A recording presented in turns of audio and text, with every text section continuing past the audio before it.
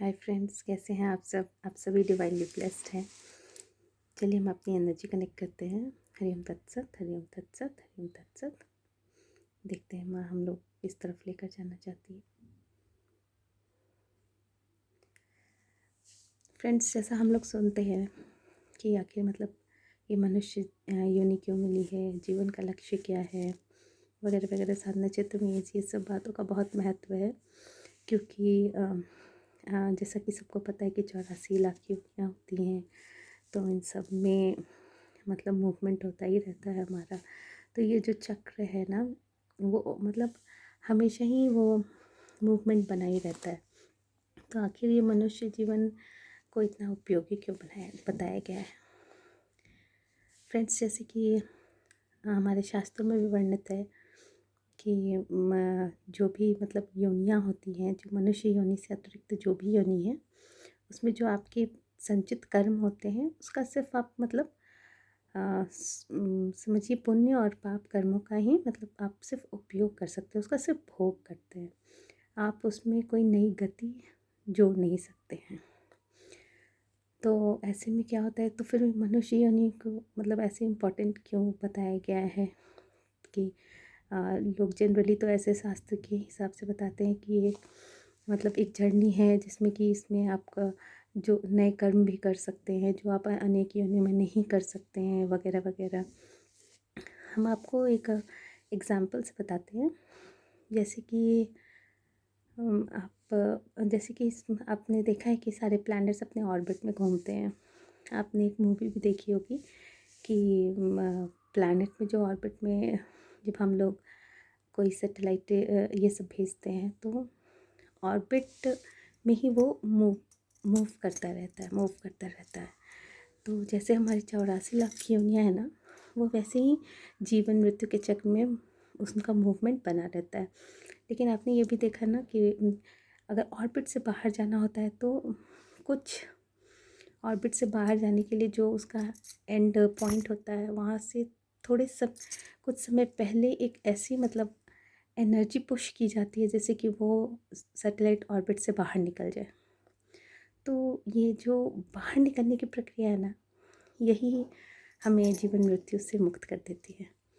तो ये जो होती है, तो ये मनुष्य योनि जो है ना, ये वही एनर्जी है। और अगर हम लोग इसका महत्व नहीं समझ पाएंगे ना, तो हम इस ऑर्बिट से फिर बाहर नहीं निकल पाएंगे।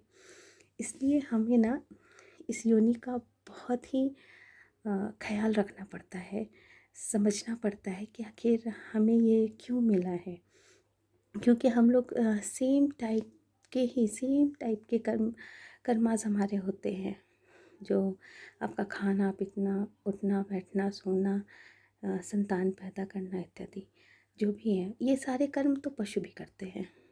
लेकिन फिर मनुष्य योनि का क्या महत्व है? ये बस वही एक हायर एनर्जी आपको भगवान दे के भेजते हैं आपके अंदर कि आप उसका उपयोग कीजिए, आप वहाँ से निकलने का प्रयास कीजिए।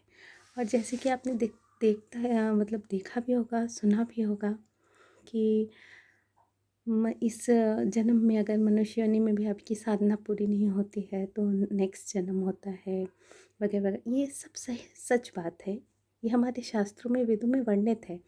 लेकिन ऐसा मतलब जो होता है ना, जो जिस स्टेज में रहता है, वहाँ से आगे का क्रिया उसकी जो कर्माज होते हैं ना, वहीं से शुरू होते हैं, चाहे वो फिर किसी योनि में भी जाए जैसे। लेकिन ये एक डिवाइनली गाइडेड मैसेज है कि आप जैसे कि आप जब आपका मूवमेंट होता है, जैसे कि आपने देखा होगा कि राज जो राजा भरत थे, तो उनको एक जब उन्होंने अपना सब कुछ त्याग कर संन्यास लिया, उसके बाद भी एक हिरण को बचा के जब उन्होंने उसको पाला तो उसके प्रति उसको इतना मोह हो गया कि वो अंतिम समय में उस हिरण को ही याद करते रह गए, और जिसकी वजह से उनको फिर हिरण की ही गति मिली। लेकिन वो उनका जो स्टेज था साधना का, वो इतना हाई लेवल पे था कि उन्हें हिरण में भी वो स्मृति रही, और उन्होंने नदी में अपना हिरण का शरीर छोड़ दिया और मुक्त हो गए। तो जैसा कि आप अभी भी बोलेंगे कि भाई ऐसा नहीं होता है, हमने बहुत सारे वीडियोस में देखा है कि पशु भी मंदिर की परिक्रमा कर रहे हैं, या फिर बहुत सारे ऐसे वीडियोस हमने भी देखा है। तो ये फ्रेंड बहुत आश्चर्य वाली बात नहीं है। ये जो भी होते हैं ना, उनके कर्मास होते हैं और ये डिवाइनली गाइडेड होते हैं। ये उस तरफ मतलब उस ऑर्बिट में अगेन आने के मतलब उनकी हायर एनर्जी उन्हें फिर से मनुष्य योनि भी दिलाती है, ताकि वो वहाँ से पुश करके अपने आप को उस ऑर्बिट से बाहर निकल जाए। या तो उनकी स्टेज ऐसी होगी, मतलब इतनी ज़्यादा हायर होगी कि वो वहीं से फायर हो जाएगा